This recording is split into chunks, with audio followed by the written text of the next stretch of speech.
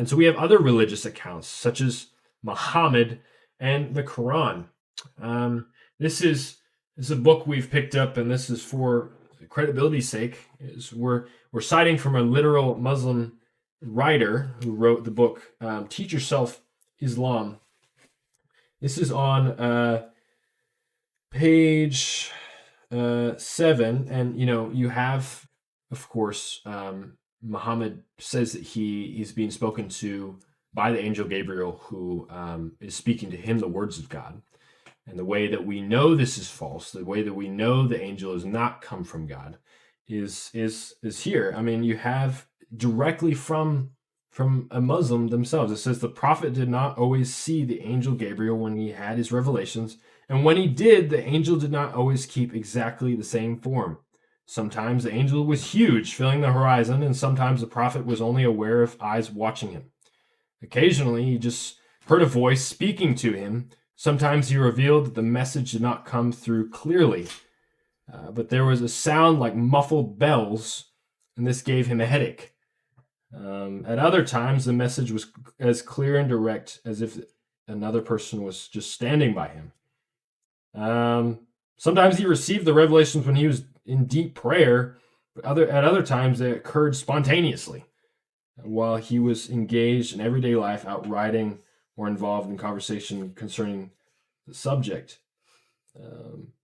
And I could go on, but the point being is that if it were truly the angel Gabriel, it would have a consistency.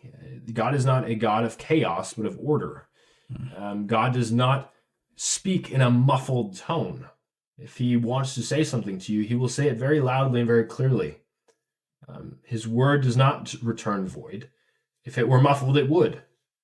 And so this strange speaking from, we can only assume, a demon, is what began. That's what started Islam. That's how Muhammad began his revelations, is through this speaking to what is clearly, as it does not come from anywhere other than potentially his mind or from a demon, because it is not in line with Scripture.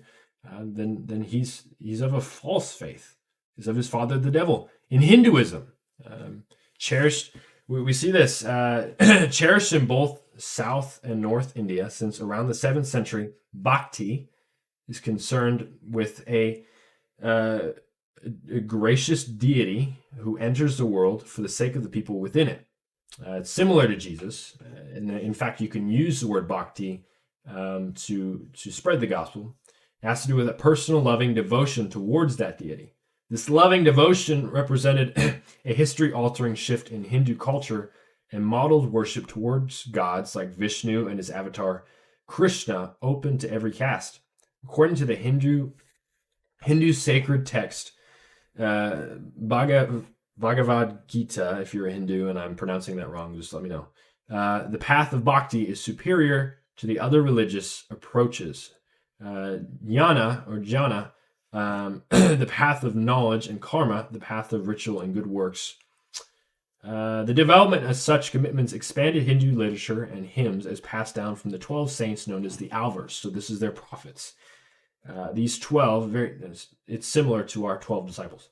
These 12, along with 63 others, encouraged praise from Tamil, oldest language in use today, and other regional languages over the formal Sanskrit. Translated in Jewish, bhakti connotes the idea and practice of undivided dedication to a single universal creator or all life and things in the unbounded universe. The Shema and the Torah, similar to the work of the Alvars, can also be viewed as instruments of bhakti or devotion, expressed in thought, word, and deed, in their case towards Yahweh. A relationship with given deities via bhakti is seen as an escape or liberation from the natural death and birth cycle of life, along with other margas of set disciplines, that is yoga. So obviously we can see here the copycat nature of Satan.